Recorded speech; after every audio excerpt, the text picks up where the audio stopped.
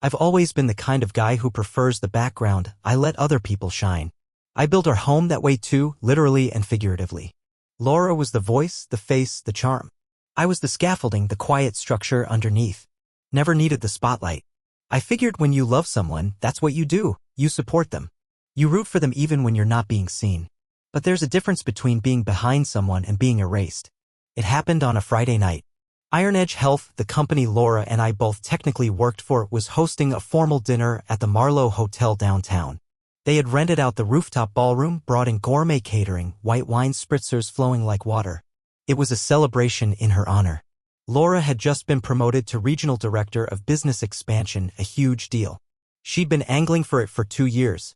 And I was genuinely happy for her. Or, I had been. I stood near the back of the ballroom holding a half-empty glass of Chardonnay, trying not to sweat through my blazer. Everything about the room screamed success: high ceilings, glass chandeliers, minimalist floral centerpieces, and rows of suits too expensive to be bought without a bonus check. I recognized a few faces: Karen from legal, Jeff from West Coast ops, her friend Melissa, the one who always gave me lukewarm hellos like she was tolerating me at best. It was Melissa who took the stage to introduce Laura. She gave the usual accolades: tenacity, vision, dynamic leadership. All accurate. Laura had busted her tail to get there. But then came the moment that made the entire night freeze in my memory like a photo. And now Melissa beamed. Please give it up for the woman who did it all on her own. No shortcuts, no handouts, no one holding her back, just one fiercely independent woman. Applause broke out, of course. Polite. Respectful. I clapped too. Then Laura stepped up to the mic. She looked perfect, navy dress, hair pinned back in that effortless way that took her an hour and a half. Her presence took over the room immediately. And her first words hit like a gut punch. Thank you, everyone. Being a single, driven woman in this industry isn't easy. It takes sacrifice. It takes long hours. It takes being your own safety net. I froze. I heard the words, but my brain refused to process them at first. I was standing less than 20 feet away. Her husband. The man who spent 12 years making sure she never had to worry about bills or burnout. I had paid off her student loans. I refinanced the house so she could leave her old firm without financial stress. I cooked dinner most nights. I took her parents out to dinner without her more than once. And suddenly I didn't exist. The next words from her mouth were worse. I've never had anyone to fall back on, and honestly, I think that's what made me strong. There was some light laughter. Not mockery, admiration. They were buying the narrative, and why wouldn't they? She was magnetic. Powerful. Poised. I'd seen her pull people into her world like this for years, but now I was on the outside of that world. Not just excluded, rewritten. Even when she stepped down from the mic, she never so much as looked in my direction. I don't know what stung more, the lie itself or how comfortable she seemed telling it. A few people clapped me on the shoulder in passing, like I was just another coworker, not her husband. I didn't correct them. What was I going to say? Hey, just for the record, I'm the guy she shares a mortgage with. No. I just stood there, watching her laugh and pose for photos with her team, her glass constantly refilled by some overattentive waiter. I felt like a ghost. I slipped out onto the balcony after about an hour. The city lights below looked fake, like something printed on a postcard. I leaned on the railing and checked my phone for no reason. A few texts from friends. Nothing from her. At some point, Laura found me. You've been out here forever, she said, slipping beside me. Needed air, I said, keeping my eyes on the skyline. Big night. Yeah. She exhaled slowly, but there was no apology in her voice. Just a calm, satisfied sort of detachment. They really pulled out all the stops. Did you see the little desserts shaped like dumbbells? I didn't laugh. I didn't even smile. So, I said after a pause, you're single now? She turned her head slightly, finally catching the tone. Oh, come on, she said. Don't be dramatic. It's just how people talk in that setting. You said you had no one to fall back on. Like I don't exist. She rolled her eyes and leaned back against the railing. It's just branding, Austin. You know how this stuff works. You want to be seen as competent, strong, self-made. No one wants to hear you got a handout from your husband. Is that what this has been? A handout? She didn't answer. I let the silence stretch between us. It wasn't awkward. It was clarifying. You could have said support system. You could have mentioned us without making it sound like you're doing this all alone. You're reading too much into it, she said, brushing some invisible lint off her dress. This night isn't about you. No, I said quietly. It's not. That hit her a little. I saw it in the way her mouth tightened, how her gaze flickered just long enough to betray discomfort. She walked back inside without saying anything else. I stayed out there another 15 minutes, letting the cold air bite at my jaw. A few people drifted out and back in, but none of them looked at me. I wasn't on the guest list anymore. Not really. By the time I came back inside, she was already posing with the executive team again. Arm around the CFO, grinning like the queen of her own empire. It was the first time I realized I was no longer part of the kingdom I helped build. And worse? I don't think she even noticed. The night after the party, I barely slept. I lay in bed staring at the ceiling, listening to Laura's soft breathing beside me like nothing had changed. But something had. The air between us felt different now. Thinner. Stale. I could still hear her words echoing in my head, single, driven, independent, like she'd declared her freedom right in front of me while I stood in silence, pretending it didn't hurt. But it did. More than I could say. In the morning, she was already up and dressed when I came downstairs. She was sipping coffee at the counter, scrolling through her phone like it was just another Tuesday. Morning, she said without looking up. I nodded. I poured my own cup and sat across from her, watching her fingers glide over the screen with practiced ease. She was already moving on emails, meetings, conference calls. Her world spun faster now, and I had the growing sense that I was no longer part of its orbit. I should have said something. I should have told her the party humiliated me, that it felt like she'd crossed a line. But I didn't. I just sat there, drinking bitter coffee and pretending I wasn't unraveling. That's how it always started, silence. I let things go. I gave her the benefit of the doubt. For years. But now that doubt was starting to catch up. Later that day, I sat in my car outside my office for almost 30 minutes, staring at the dash. And for the first time, I let myself rewind everything. I wasn't trying to be suspicious or paranoid, I was trying to be honest. I wanted to believe I was overthinking things. But when I walked backwards through the past 2 years, too many things started clicking into place. The second phone. That's what first came to mind. Laura had picked up a second number last spring. Said it was for client communication only. I didn't question it. She was climbing the ladder, and I figured she wanted to separate work from personal life. But it started ringing late. Too late. Past midnight sometimes. She'd glance at the screen, silence it, and mutter something about overseas contacts. The calls always went unanswered. Then there were the trips. Frequent ones. Her strategy retreats, the ones that came with non-refundable flights and 3-day itineraries in cabins or coastal hotels. She never invited me. Said it was team building. But when I offered to join her for just one, said I'd take time off, clear my schedule, she teamed me down fast. You wouldn't get anything out of it, she said. It's all metrics and slide decks. Except one time she forgot to take her itinerary with her. I found it on the kitchen counter after she left. It had no meeting times. Just free exploration, creative blocks, and something handwritten in the margin. Don't forget sunscreen and wine. I told myself it meant nothing. But now it didn't feel meaningless. And then there was the contempt, subtle at first, but growing. The way she talked to me changed. I'd say something about my day and she'd interrupt. Roll her eyes. Or worse, go quiet and act like I was boring her. Her patience with me wore thin like paper. I started timing how long she stayed in the same room as me. 5 minutes. 10. Rarely more. She used to laugh at my bad jokes. Now she barely acknowledged them. Once when we were out to dinner with friends, someone asked how we met. I started telling the story how I asked her out 3 times before she finally said yes, and she cut in with, yeah, he was persistent. Some guys just don't take no for an answer. Everyone laughed. I laughed too. But it felt like a jab, not a joke. Looking back, I realized it wasn't just the words, it was the tone. Dismissive. Cold. Like I was something she'd outgrown but hadn't bothered to throw away yet. And the money god, the money. Laura liked to say she was self-made. She told her coworkers she didn't depend on anyone. But I was the one who quietly opened a trust for her 5 years ago. I funneled earnings from my tech licensing deals into it. Let her use the funds to invest in herself. She called it a joint vision. But whenever she brought up her financial success, she never mentioned me. She acted like I was background noise. Like I was her roommate, not her husband. I wanted to believe that this was all just distance, stress, fatigue, the kind of wear and tear every couple goes through after a decade together. But the thing about distance is that you can still see someone. This felt different, like I was invisible. Later that week, I decided to test something. I waited until she got home from work. Hair still in place, lipstick still perfect, and casually asked about her weekend plans. She paused only for a second, but it was enough.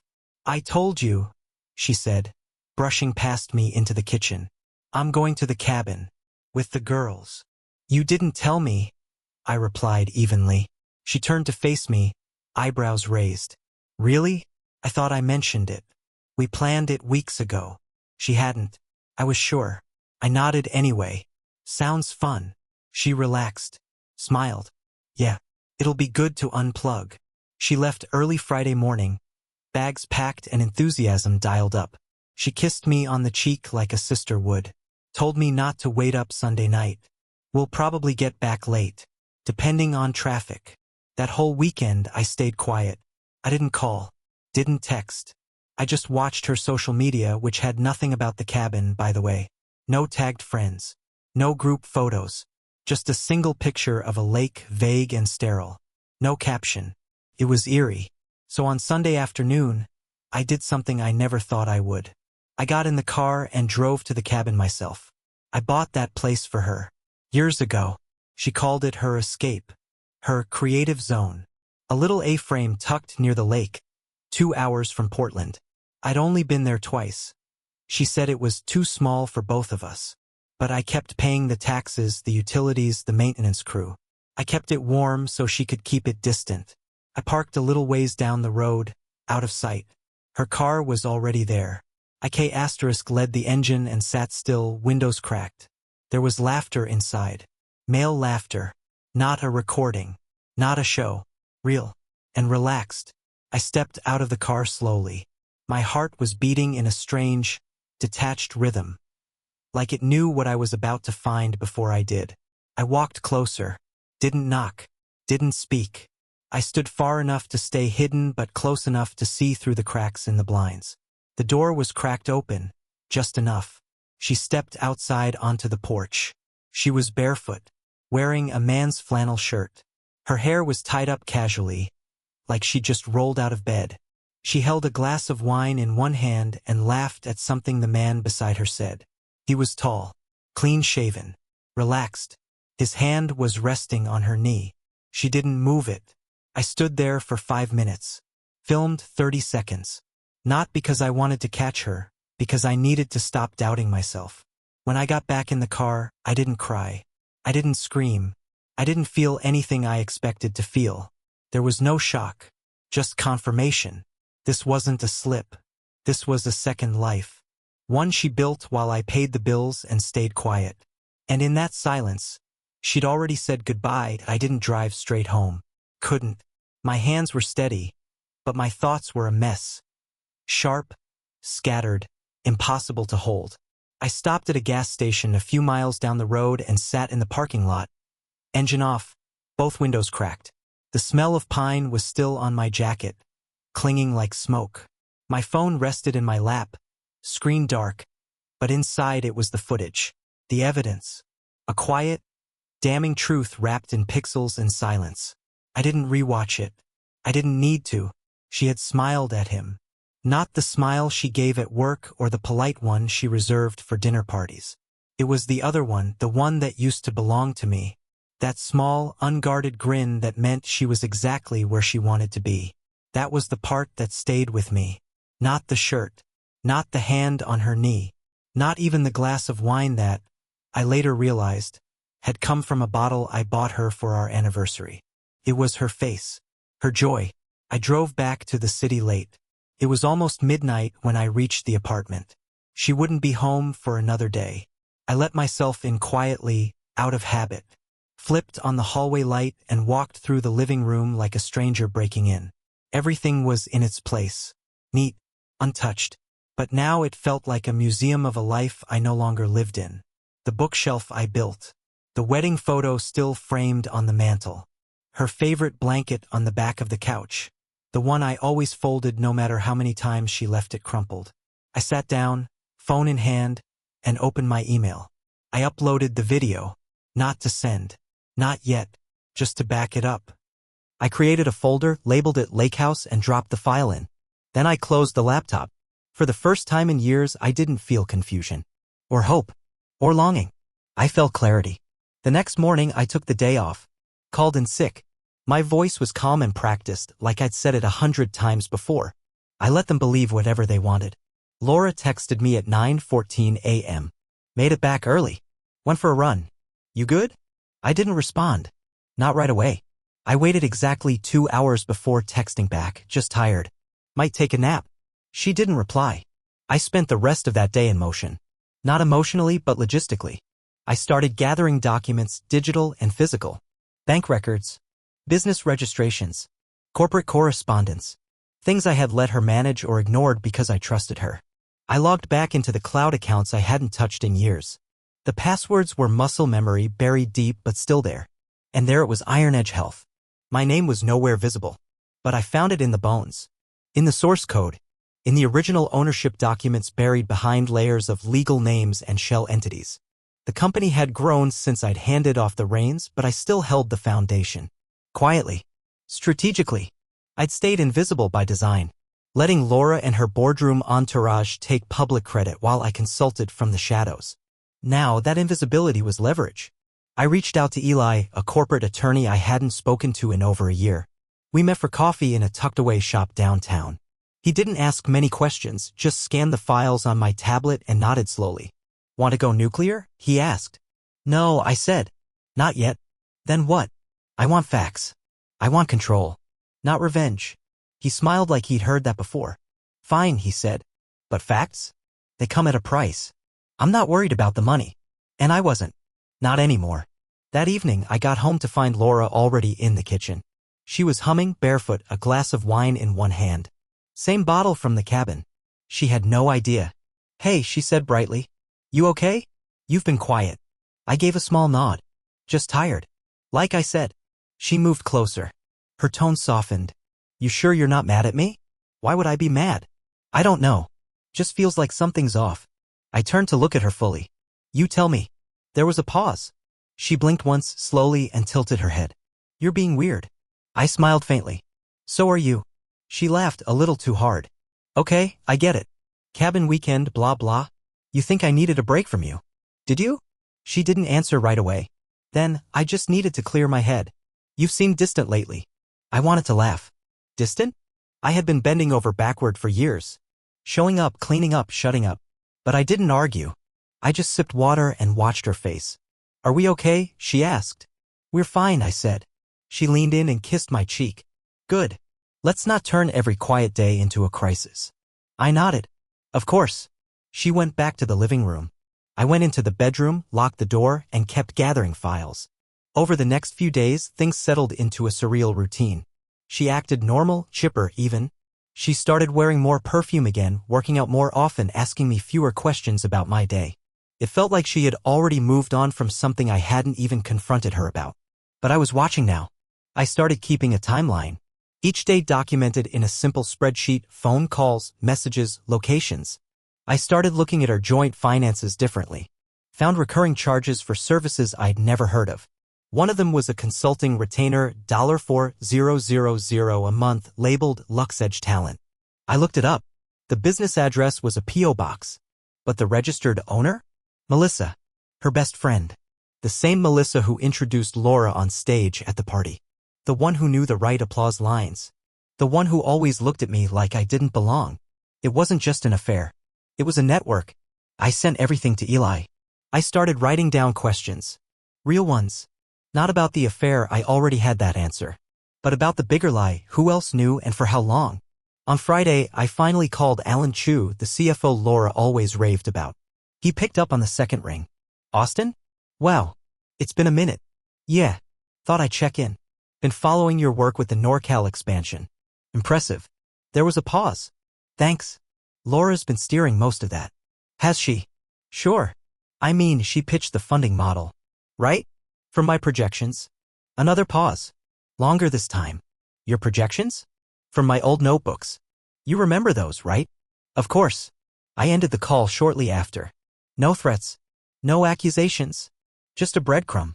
Enough to remind him that I hadn't disappeared. I was still in the building even if they tried to rewrite the directory. That night, Laura didn't come home until 1 a.m. She smelled like bourbon and cedar. She said she was at a dinner with West Coast execs. You could have texted, I said. Didn't have service, she replied. I just nodded. Didn't press. I didn't need her words anymore. I had proof. I had paper trails, voice notes, logins, video. I had motive, means, and most dangerous of all, composure. Because when someone builds their castle on the back of your silence, the quietest man in the room becomes the one you should fear the most. And I was done being quiet. It started with a hotel room. Room 713, Skyline Suites, downtown Portland. I booked it under an alias, a name I hadn't used in years, something tied to an old shell corporation I'd buried before Iron Edge even launched. The reservation came with no strings. No digital footprint tied to me directly.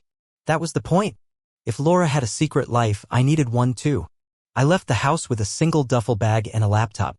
No note. No confrontation. I told her I had to fly to Denver for a last-minute consulting gig. She barely looked up from her phone. Okay. When are you back? Not sure, I said. Don't forget your charger. That was it.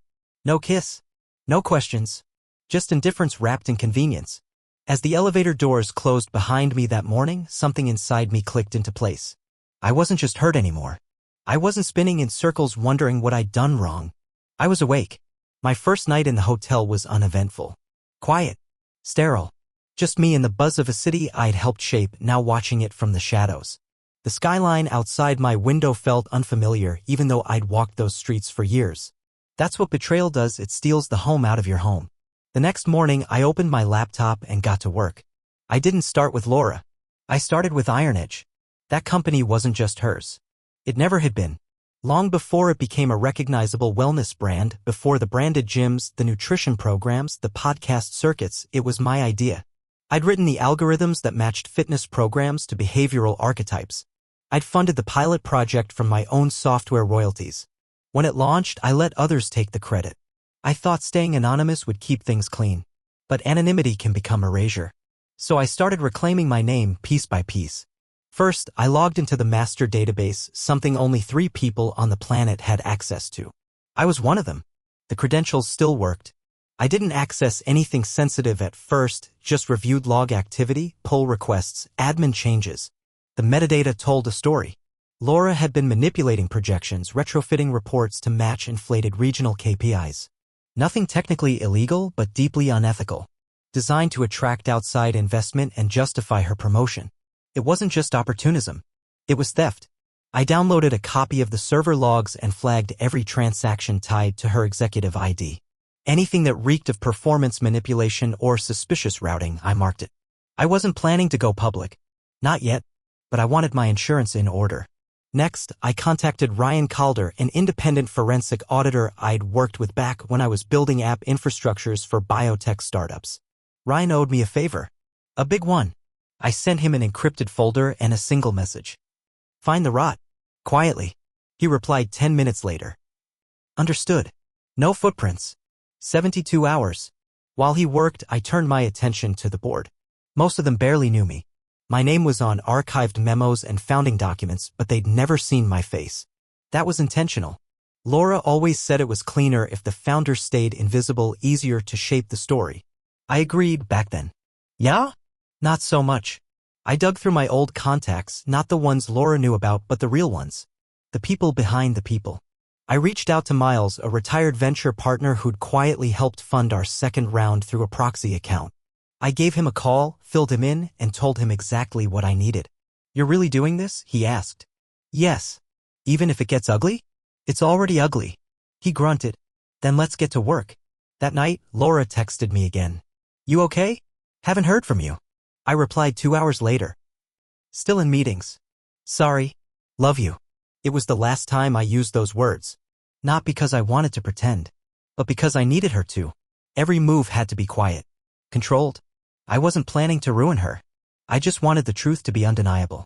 Something she couldn't charm her way out of. Something that didn't require a single raised voice. While Ryan combed through the financials, I mapped out the personal betrayals. I created a second spreadsheet, less formal, more personal. Every lie, every inconsistency, every night she worked late that didn't match the conference calendar. Every line in the sand I let her step over without protest. Every manipulation, every erasure, every public smile that came with private contempt. It wasn't about revenge. It was about narrative. For so long, she'd been writing our story alone, trimming out my pages, editing her lines to make herself the solo hero. Now I was taking the pen back. 3 days later, Ryan called. "You're not gonna like this," he said. "Try me. I found a parallel account string. Looks like she's routing incentives through a nonprofit that doesn't exist." Meaning? Meaning she's laundering optics. Making it look like she's donating a cut of profits to a women's leadership initiative. Except that account just circles back to Melissa's LLC. I closed my eyes. How much? North of 80 grand. All under the guise of charitable impact. And the board? Unaware. But it's traceable. I've got the chain mapped out. Want the file? Yes. He sent it in seconds. I stared at the screen. $80,000 funneled through a fake nonprofit, rerouted into her best friend's side company, all while claiming empowerment. That was her brand now, wasn't it? Independence. Integrity. Trailblazing. All smoke and mirrors. I forwarded the file to Eli and Miles. Within the hour, we were on a three-way call. "This is enough to bury her career," Eli said. "But not criminal. Not unless you push it." "I don't want to bury her," I said. "I want control back. I want to reset the story." Miles cleared his throat. "Then we go public. But not through press. Through presence." "What does that mean?" "It means you walk into the room they said you weren't in. And you speak. Once." I knew exactly what he meant. I spent the rest of the week planning my re-entry. The next executive summit was in Boston. Quarterly leadership retreat. Invite only. I wasn't on the list. I made sure that changed. A single call to the venue. A quiet change to the itinerary. One slide added to the founder legacy section of the morning keynote. I didn't tell Laura I was coming. I didn't tell anyone except the two people who made it possible. On the morning of the summit, I arrived early. Gray blazer. No tie. Calm eyes. I waited until the room filled, until the stage lights hit full power, and then I walked up unannounced. The MC blinked. "Sir?" I handed him my ID and the opening slide. He looked at it, then back at me. "Oh," he said. He stepped aside. I took the mic. The room fell quiet. Hundreds of faces. Most curious. Some confused. A few stunned into silence. "Good morning," I said. "My name is Austin Carter. You may not recognize me. But without me, you wouldn't be in this room." The screen lit up behind me. Founding documents. Prototype sketches. The first year's financials all signed with my name. Followed by the footage. The lake house video. No sound. Just image. Clear. Slow. Undeniable. I didn't explain it. I didn't need to. Then came the logs. The accounting routes. The fake nonprofit. The inner circle that enabled it. I didn't yell. I didn't blame. I just showed. And I ended with a single sentence. I built this company to promote strength. Not deception. I walked off stage to silence. Not applause. Not outrage. Just silence. The kind that comes before something falls. And as I stepped outside into the Boston cold, my phone buzzed once. It was a message from Laura. "What did you just do?" I didn't reply. I didn't need to. The message sat on my phone, unanswered, for nearly 24 hours. "What did you just do?" Laura had sent it barely a minute after I stepped off the stage. I could picture her face as she typed it, that perfect mixture of panic and disbelief. The horror of someone realizing their mirrors had all shattered at once. But I didn't respond. Not then. Not during the aftershock. I let her sit with the silence. Because for once, it wasn't mine to carry. I stayed in Boston for one more night. Not in the company's reserved hotel, but at a quiet boutique place 3 blocks away. No one knew where I was. Not the board, not Laura, not the handful of executives who had rushed out of the conference room as soon as the presentation ended. The next day, I met with Miles and Eli in a closed-door session with the Internal Audit Committee. I turned over every file. Every trace. Not with demands, with documentation. "We're not here to burn the company down," Eli reminded them. "We're here to correct its course." The room was mostly nods and tight-lipped murmurs. Some of them knew already. Or at least suspected. One of the junior finance officers, a woman named Beth, pulled me aside afterward. "I always wondered why you weren't mentioned in the early history slides," she said. "Now I know." I smiled faintly. I never needed credit. Just the truth. "You'll have it now," she said. "They won't be able to hide it anymore." When I returned to Portland, I didn't go home. I checked into the same downtown suite. It felt like neutral ground now, sterile, emotionless, and necessary. I wasn't sure if Laura was even at the apartment. I didn't care. My job wasn't to argue. It was to move forward. But forward wasn't as clean as I'd hoped. Within 2 days of the summit, headlines began to ripple through niche business circles. Not tabloids. Not gossip blogs. Just quiet mentions on LinkedIn, in private Slack forums, in internal newsletters. Founder emerges amid corporate audit at Iron Edge Health. Undisclosed relationships in upper management spark restructuring. Regional Director Laura Wilkins on temporary leave pending review. It wasn't loud. It didn't need to be. The professional world thrives on whispers. And Laura had just become a storm. That Thursday, Melissa was let go. No severance. No press release. Just gone. Her company, LuxEdge Talent, issued a vague statement about consolidation. The LLC behind the fake nonprofit was quietly dissolved. And Laura? She sent me a voicemail. She didn't call. Just recorded it and hit send. Hey, Austin. I guess this is what we've come to. I don't know what you're trying to do, but it's bigger than both of us now. I could have explained everything, but you made sure no one would listen before I had the chance. You've made me look like a fraud. And maybe you think I deserve that. But if you think this makes you noble, or better, it doesn't. You should have talked to me. We were supposed to be partners. That word landed like a bitter echo. Partners. I played the message once. Deleted it. Not out of anger. Out of closure. I wasn't trying to make her look like anything. I had simply stopped hiding her reflection. A week later, I walked back into the Iron Edge headquarters for the first time in nearly 6 years. No keycard. No nameplate. Just a signed executive order authorized by Miles and co-signed by the board's acting chair, reinstating my founder access. Security didn't question me. I didn't announce myself.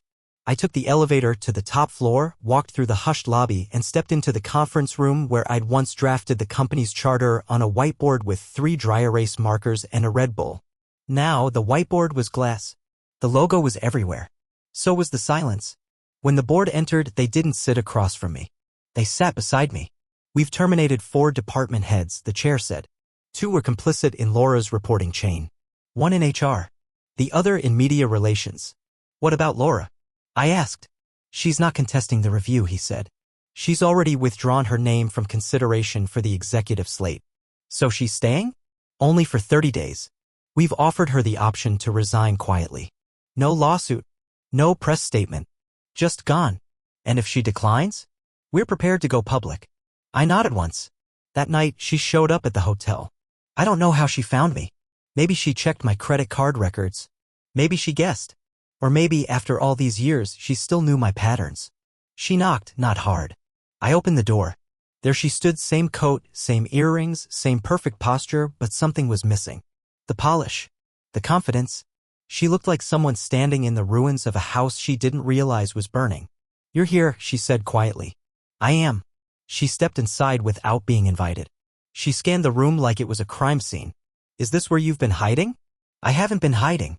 She folded her arms. You blindsided me. No, I said. You just never imagined I'd speak.